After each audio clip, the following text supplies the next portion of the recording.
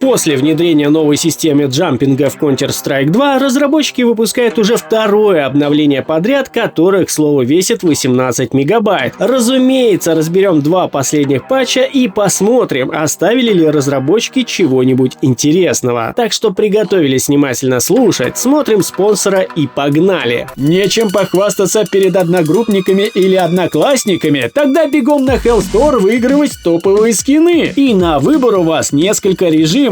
А это классик, где закидываешь скины в общак, и чем больше закинешь, тем выше шанс выигрыша. Или всеми любимый Coin Flip, где ты 1 на 1 сражаешься за право забрать весь куш. Или колесо, где выбиваешь значение и ждешь победного прокрута. И новиночка Crash, в котором делаешь ставку, если линия прошла твое значение, ты в шоколаде. Ну а если не понравился выбитый скин, всегда можно его проапгрейдить. На сайте также, выполняя несложные задания, можно забрать приз дня, а при пополнении, если используешь мой промокод, то получишь $2 на баланс. Ну что же, как и предполагал в прошлом ролике, из-за того, что разработчики решили почти полностью переписать поведение прыжка, возникло просто огромное количество проблем, багов и даже появились новые фишечки. Но в итоге не прошло и больше суток, как разработчики решили несколько проблем. В частности, баг, когда игроков подкидывают в небо, и проблему серфинга в игре, добавив при этом серверную команду, которая возвращает возможность серфить на картах. Ну а также починили дым в демках, который не отображался, из-за того, что они в прошлом обновлении тоже ковырялись в коде, связанном с дымом, и попутно решили скорректировать фов осмотра предметов от первого лица в меню, дабы он отображался как в самой игре. Ну и конечно же пофиксили кривое отображение урона в режимах бой насмерть и казуальный. Ну а конкретно в сегодняшнем обновлении они решили исправить проблему, при которой игрок автоматически подпрыгивал на определенной коллизии, из-за чего складывалось ощущение, что персонаж пытается в паркур. И таких вот мест на карте на самом деле много. И зачастую они выполнены в форме горки, то есть с наклоном. И в завершение исправили ошибку, когда игра крашилась в режиме вулкана и автоматически переходила на DirectX 11. Ну а что же касается скрытых файлов, то тут на самом деле не так уж и много. Разработчики добавили новый параметр или же функцию ползунка времени, и скорее всего он относится по большей части не к просмотру демок, а к будущей трансляции мейджора. Ну и перевели просчет урона с клиента игры почти полностью на сервер, отчего в будущем ситуации, где вы вроде бы попадали в цель, но не засчитывалось, может почти полностью испариться. Ну и разумеется, благодаря этому Вакнет может палить подозрительное нанесение урона или сдвинутые хитбоксы у игроков. Ну и напоследок хочется сказать, что вроде бы вот-вот хочется похвалить разработчиков, так как в последнее время более-менее было все стабильно. Как тут же они выпускают какую-нибудь сломанную дичь по типу прыжков. И все это, сука, перед самым крупным турниром в Китае. Да даже все турнирные операторы решили отыгрывать матчи на старой версии. И это при том, что разработчики даже сейчас не все пофиксили с прыжками. И вот при таких вот маневрах о каком контенте мы можем мечтать, если даже без контента им приходится фиксить фиксы. Ну а на этом у меня все. Всем огромнейшее спасибо за просмотр.